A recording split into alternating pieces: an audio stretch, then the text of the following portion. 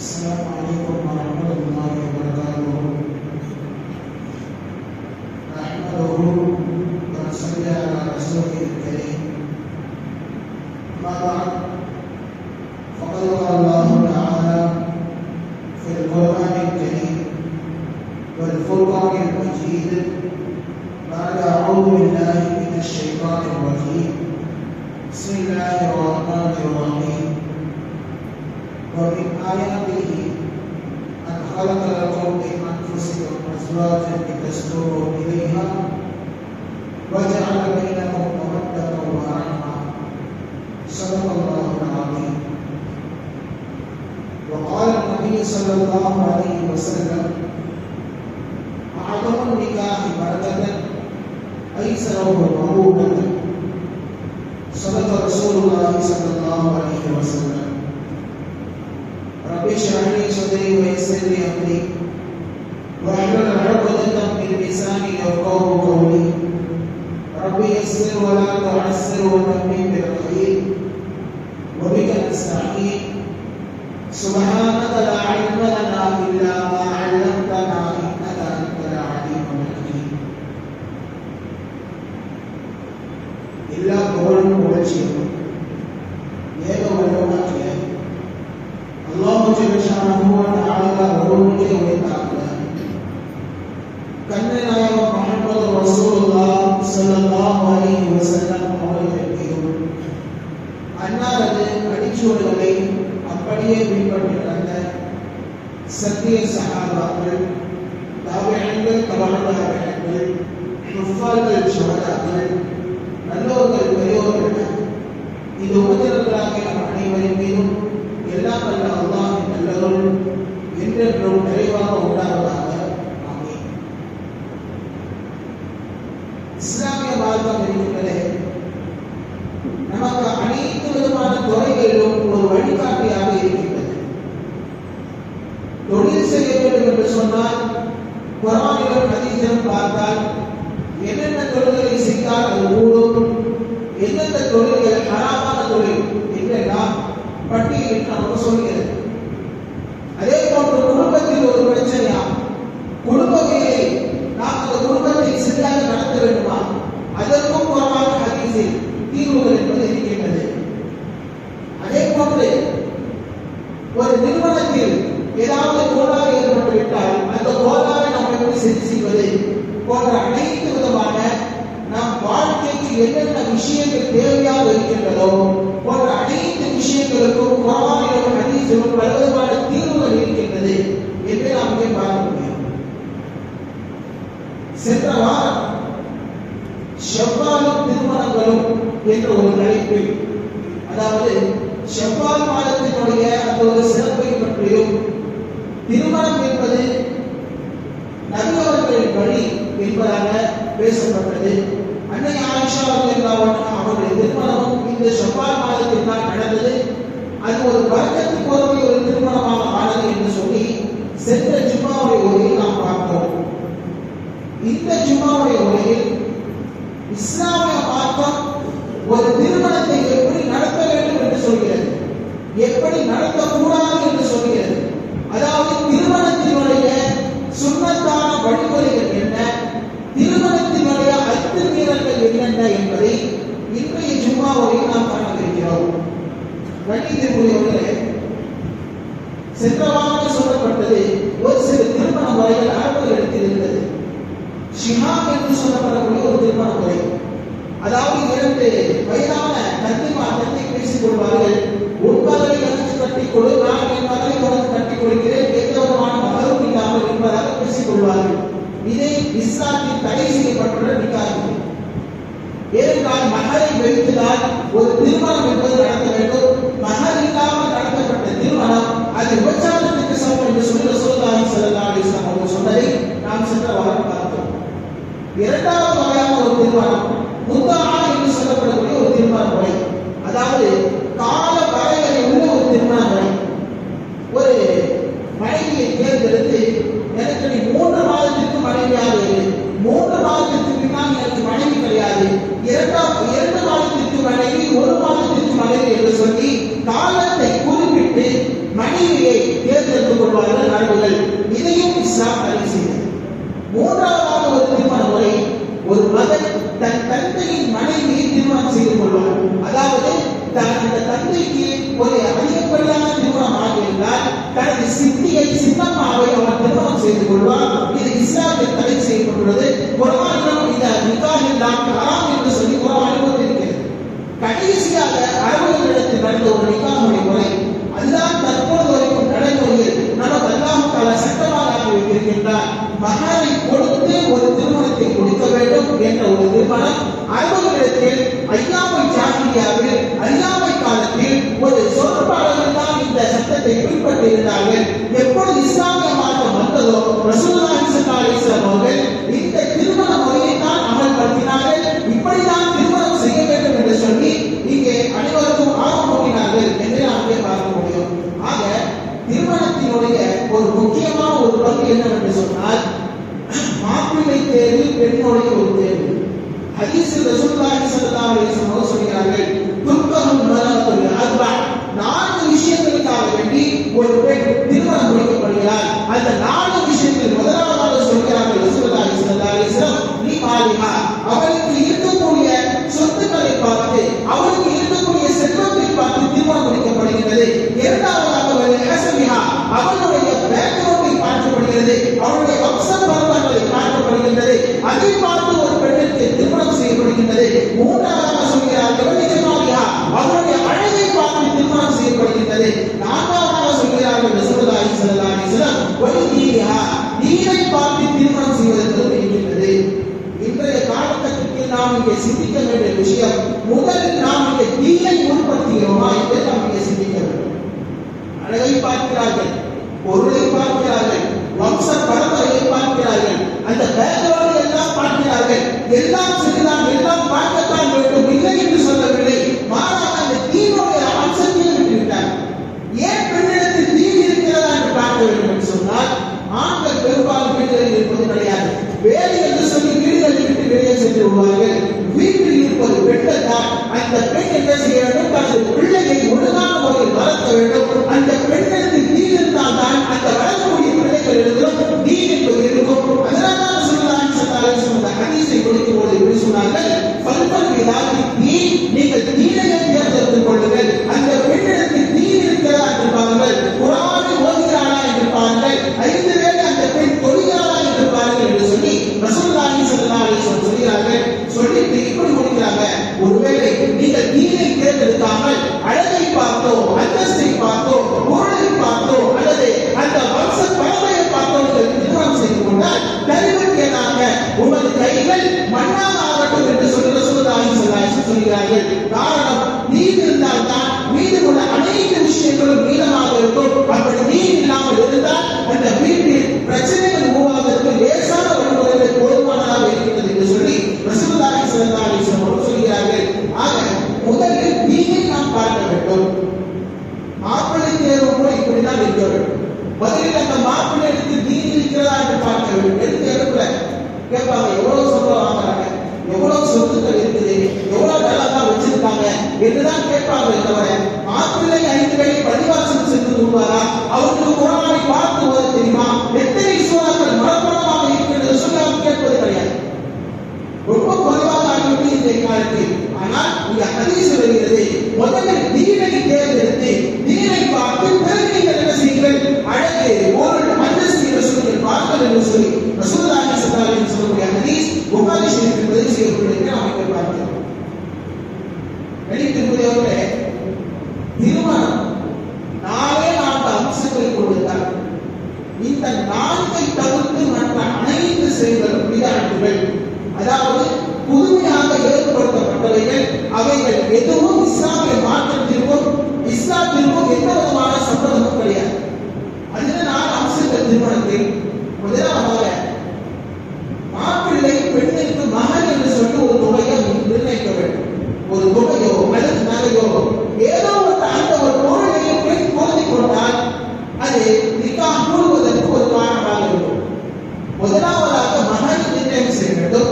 இரண்டாவதாக ஈஜாப் என்று சொல்லப்படக்கூடிய இமாம் கேட்பார், இந்த சாட்சிகளை வைத்து இவரை நான் வக்கீலாக வைத்து உங்களுக்கு நான் திருமணம் செய்து கொடுத்து விட்டேன், இன்னாரின் மகனை உங்களுக்கு நான் திருமணம் செய்து கொடுத்து விட்டேன் என்று இமாம் அவர்கள் கேட்பார்கள். இதற்கு பேர் ஈஜாப் என்று பெயர். அடுத்ததாக கபூல், அதாவது மாப்பிள்ளை வந்து நான் ஏற்றுக்கொண்டேன், அவருடைய திருமணத்தை நான் ஏற்றுக்கொண்டேன் என்று சொல்லி மாப்பிள்ளை தரப்பிலிருந்து பதில் என்பது வர வேண்டும். இது மூன்றாவது கபூல் என்று சொல்லப்படுகிற மூன்றாவது அம்சம். நான்காவதாக அந்த திருமணத்தில் வலிமா என்பது இருக்க வேண்டும். இந்த 4 அம்சங்கள் தான் திருமணத்தை தவிர மற்ற அனைத்தும் இஸ்லாத்திற்கும் திருமணத்திற்கும் இஸ்லாத்திற்கும் மற்ற சிறுகளுக்கும் எந்த விதமான சம்மதமும் கிடையாது என்று நாம் பார்க்கிறோம்.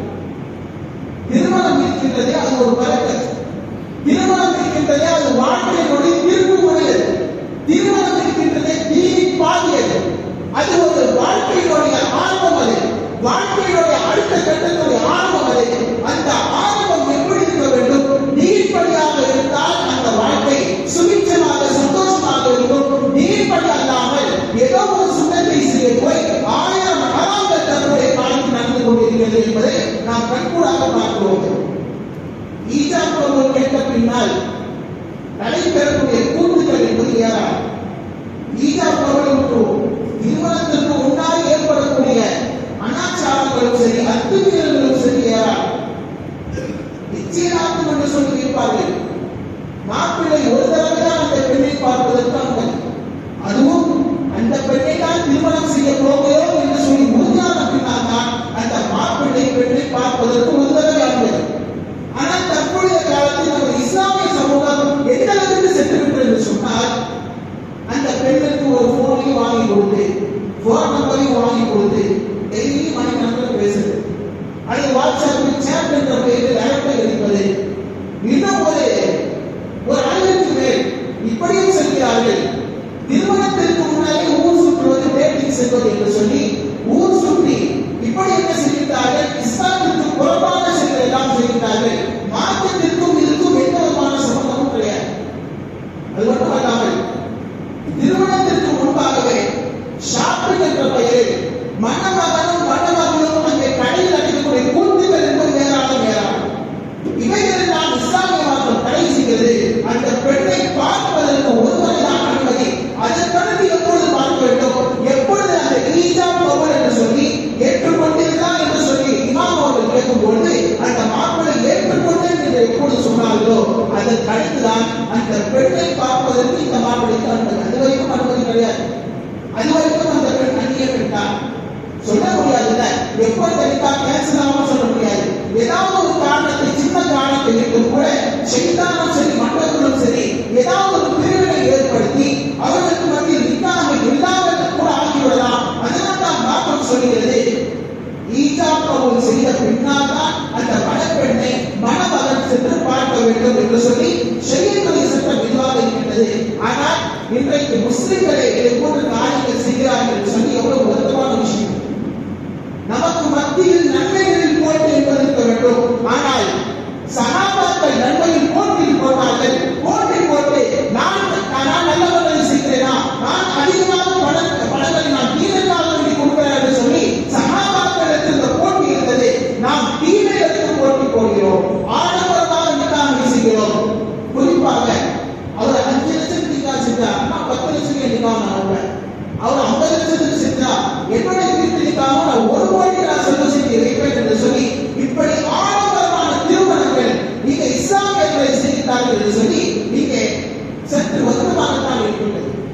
அந்த ஆடம்பரமான திருமணங்களை வைத்து எவ்வளவு புகழ்களுக்கு நாம் திருமணத்தை செய்யலாம் என்று நாம் இங்கே கவனிக்க வேண்டும். அதிலும் குறிப்பாக திருமண மண்டபம் என்று வந்துவிட்டால் அந்த மண்டபத்தில் அதுக்கு உண்டான சார்ஜ் எல்லாம் கொடுத்து அங்கோட டெக்கரேஷன் தான் செஞ்சு, அதிலும் குறிப்பாக திருமண பத்திரிகை என்று வந்துவிட்டால் அந்த பத்திரிகை 1 கிலோ இருக்கும், தூக்கவே முடியாது. அந்த அளவுக்கு வைத்தால் ஒரு பத்திரிகை எடுத்து கொடுப்பார்கள். அழைப்பு இருக்க வேண்டும். ஆனால் அந்த அழைப்பு எப்படி இருக்க வேண்டும்? ரசூலுல்லாஹி ஸல்லல்லாஹு அலைஹி வஸல்லம் சொல்கிறார்கள், ஆயினோ அந்த நிக்காஹ், இந்த நிக்காஹை நீங்கள் அறிவிப்பு செய்து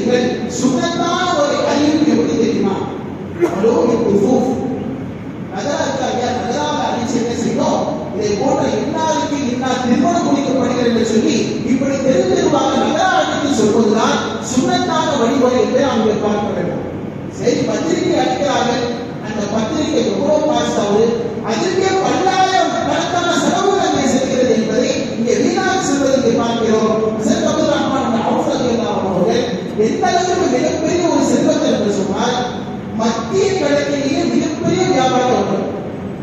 உங்களுக்கு புரியும்படி சொல்ல போனால் தற்பொழுது கார்ப்பரேட் கம்பெனிகளுக்கு ஒரு முதலாளியாக இருப்பவர் எந்த அளவுக்கு வசதியானவர்களாக இருப்பாரோ அம்பானி அதானியை போன்று அதே போன்ற ரசூலுல்லாஹி ஸல்லல்லாஹு அலைஹி வஸல்லம் காலத்தில் ஹஸரத் அப்துல் ரஹ்மான் அவுஃப் ரலியல்லாஹு அவர்கள் மிகப்பெரிய ஒரு செல்வந்தர்களாக இருந்தார்கள். அவங்க ஒரு தடவை ரசூலுல்லாஹி ஸல்லல்லாஹு அலைஹி வஸல்லம் பார்ப்பதற்காக வராங்க. வந்து பார்த்தா அவங்களுடைய சட்ட காலல்ல மஞ்சள் கலர்ல ஒரு நிறம் இருக்கு. மஞ்சள் நிறம் பூசப்பட்டிருக்கு ஒரு பொடி. அது பெட்ரோல் யூஸ் பண்ற பொடி. அப்ப ரசூலுல்லாஹ் கேட்கிறாங்க, என்ன அப்துல் ரஹ்மானே உங்களுக்கு திருமணம் ஆகிவிட்டதா என்று சொல்லி கேட்கும் பொழுது, ஆமாம் யா ரசூலுல்லாஹ் எனக்கு திருமணம் ஆயிடுச்சு. அவ்வளவு பெரிய செல்வந்தர் என்ன செய்யறார்? அப்ப ரசூலுல்லாஹ் கூட சொல்லாம ஊர் மக்களுக்கு கூட தெரிவிக்காமல் அந்த திருமணத்தை காதோடு காதாக ஊற்றிருக்கிறார். அது மட்டும் இல்லாமல் அப்போ ரசூலுல்லாஹி ஸல்லல்லாஹு அலைஹி வஸல்லம் சொல்றாங்க, அப்படியா பாரக்கல்லாஹ் அல்லாஹ் உனக்கு பரக்கத் செய்வானாக. ஊரின் அதோடு ஷாக்கி உங்களால் முடிந்தால் ஒரு ஆட்டை வைத்து நீங்கள் மக்களுக்கு வழிபாவை கொடுங்கள் என்பது ரசூலுல்லாஹி ஸல்லல்லாஹு அலைஹி வஸல்லம் சொல்லக்கூடிய ஹதீஸில் இருக்கிறது. ஆக இங்கே இந்த ஹதீஸுக்கு கீழாக ஹதீஸ்களை வல்லுநர்கள் எழுதுகிறார்கள், மதீனாவுக்கு இப்போ இருக்கிற மாதிரி சிட்டி அப்போதும் கிடையாது.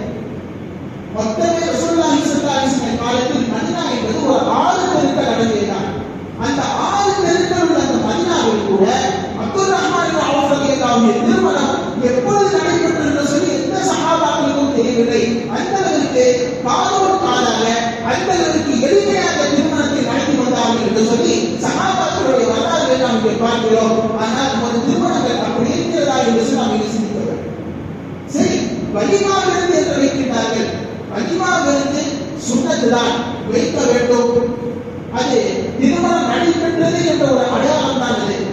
இருந்தாலும் அது எவ்வளவு விதமான வீண்வலைகள் என்பதை நாம் பார்க்கிறோம். இஸ்லாமிய சமூகம் குறிப்பாக பஃபே சிஸ்டம் என்று சொல்லி பஃபே சிஸ்டத்தில் என்ன செய்கின்றார்கள்? வலிமாவை வைக்கின்றார்கள். அது எவ்வளவு சாப்பாடுகளை வீண்கரைத்தில் கொண்டு போய் சேர்க்கின்றது. அது மட்டுமல்லாமல் பணக்கார திருமணமாக இருந்தால் அங்கே பணக்காரர்கள் மட்டும் அங்கே அழைக்கப்படுவார்கள். வயிறு குறைந்த சாப்பிடுவர்கள் மட்டும் அங்கே நிக்காவுக்கு அழைக்கப்படுகிறார்கள். ரசூலுல்லாஹி ஸல்லல்லாஹு அலைஹி வஸல்லம் சொல்வதுதான் ஷர்ருல் ஆமில் தஆமுல் வலிமா. கெட்ட சாப்பாடு என்று சொன்னா வலிமாவுடைய சாப்பாடு தான். எந்த வலிமா?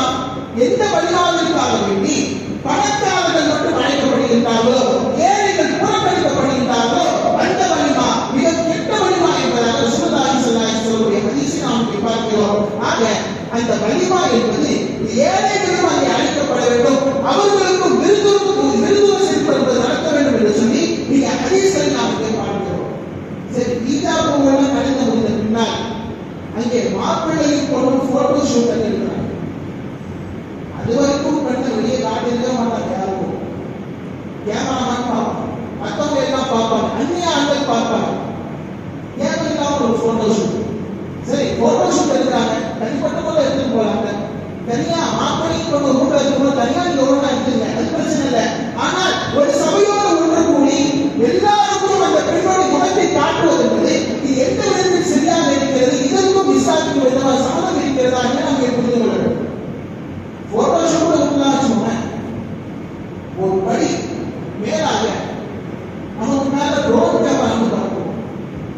ட்ரோன் கேமரா, அந்த ட்ரோன் கேமரா போட்டோ வந்து ஒரு பெண்ணுக்கு முன்னாடி போட்டோ எடுக்கலாம் சொன்னா அந்த பெண்ணு சேலையாக சரி செய்வா, மறைக்க வேண்டிய இடங்களை மறைத்துக் கொண்டு போட்டோவுக்கு போஸ்ட் கொடுக்கிறவங்க இருக்கிறாங்க. ஆனால் ட்ரோன் கேமராக்களை பொறுத்த வரைக்கும் அது அனுபவமான நிலையிலும் அது படம் பிடித்ததை காட்டும். அந்நிய ஆண்கள் அங்கே பார்க்கக்கூடிய சூழ்நிலைகள் ஏற்படும் என்பதை நாம் இங்கே புரிந்து கொள்ள வேண்டும். ஆக இவைகளெல்லாம் இஸ்லாத்தில் எல்லாம் வீணான செலவுகளாக இருக்கின்றது. இந்த வீணான செலவுகளை பற்றி அல்லாஹ் திருக்குறானில் சொல்கிறார், உலு வஷ்ரபு வலா துஸ்ரிஃபு, நீங்கள் உண்ணுங்கள் பருகுங்கள், ஆனால் வீண்வலையம் செய்யாதீர்கள். இன்னஹு லா யுஹிப்புல் முஸ்ரிஃபீன், அல்லாஹ் தஆலா வீண்வலையம் செய்பவர்களை அல்லாஹ் நேசிப்பது கிடையாது. ஒரு சுன்னத்தை செய்ய போய் 1000 ஹராம்கள் அந்த நிக்காஹ் நடக்கிறது என்று நாம் இங்கே பார்க்கிறோம். ஒரு நிக்காஹ் பரக்கத்திற்குரிய நிக்காஹ் எது தெரியுமா? ரசூலுல்லாஹி ஸல்லல்லாஹு அலைஹி வஸல்லம் சொல்கிறார்கள், அலமுன் நிக்காஹ் பரக்கத்தன் ஐஸரத்தன் மகூரத்தன். எந்த நிக்காஹ் செலவுகள் கம்மியாக இருக்கிறதோ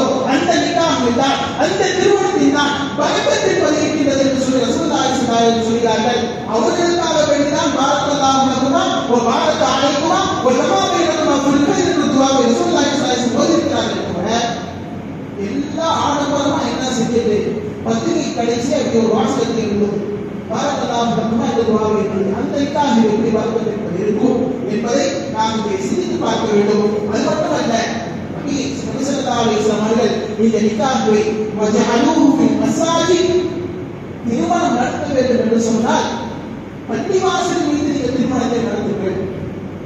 ஒரு விஷயம் இங்கே சொல்லியாக வேண்டும். நிக்காஹ் என்பது ஒரு விவாதம். அந்த விவாதத்தாக இருப்பதாக ரசூலுல்லாஹி ஸல்லல்லாஹு அலைஹி வஸல்லம் முன்பள்ளிவாசலை வச்சு என்ன செய்ய திருமணம் நடத்துங்கன்னு சொல்றாங்க. ஆனால் ஜனாஸா தொழுகையும் விவாதம் தான். அந்த ஜனாஸா தொழுகை என்ன நடக்கும் பள்ளிவாசலுக்கு வெளியே. ஆனால் திருமணத்தை ரசூலுல்லாஹி ஸல்லல்லாஹு அலைஹி வஸல்லம் அவர்கள் இந்த பள்ளிவாசல் கூட நடத்துங்கள் என்று சொல்கிறார்கள் சொன்னால் அது மிகப்பெரிய ஒரு விவாதத்தாக இருக்கிறது. தீனின் பாதியாக இருக்கிறது. ஒரு மனிதனுடைய வாழ்க்கை பாதி வாழ்க்கை அங்கே முடித்து மீதமுண்டான வாழ்க்கை அங்கிருந்து தொடங்குகிறது. பள்ளிவாசலில் நம்முடைய வாழ்க்கை ஆரம்பித்தால் இதை போன்று நபியவர்கள் எந்த முறை நிக்காஹ் செய்ய வேண்டும் என்று சொல்லி சுன்னத்தான வழிமுறைகளில் தன்னை நிக்காஹை அவர் ஆக்கிக் கொண்டால் கடைசி வரைக்கும் அவருடைய வாழ்க்கை பர்க்கத்தாக இருக்குமே தவிர அது எந்த விதமான கஷ்டங்களோ சஞ்சலங்களோ எந்த விதமான முசீபத்துகளோ பார்க்க முடியாது என்று சொல்லி நபியவர்களுடைய வார்த்தையாக இருக்கின்றது. ஆக திருமணம் செய்யக்கூடியவர்கள் பர்க்கத்தான நிக்காஹை செய்ய வேண்டும் என்று சொன்னால் அந்த நிக்காஹில் பர்க்கத்து வேண்டும் என்று சொன்னால் இதை போன்று எளிமையான ஒரு திருமணம் செய்ய வேண்டும். வலிமாவிலிருந்து அது பிரச்சனை இல்லை. எவ்வளவு வேண்டுமானாலும் ஒரே கூட்டி என்ன செய்யலாம் நாம் வலிமாவிலிருந்து வைக்கலாம். ஆனால் ஒரு நிபந்தனை ஒரு சொன்னதை போன்று அதில் வீண்வயம் என்பது இருக்கக்கூடாது என்று சொல்லி ரசூலுல்லாஹி ஸல்லல்லாஹு அலைஹி வஸல்லம் சொல்லி தருகிறார்கள். எல்லாம் வல்லையவர் நபி அவர்கள் எந்த வழிமுறையில் திருமணத்தை நடத்த வேண்டும் என்று சொன்னார்களோ அந்த வழி திருமணத்தை நடத்தி நம்ம சந்ததிகளுக்கு அல்லாஹ் தஆலா அடுத்ததான வாழ்க்கை அல்லாஹ் தஆலா கொடுக்கிறார். அமீன். வாக்கு அவரான சுபத்துல்லாஹி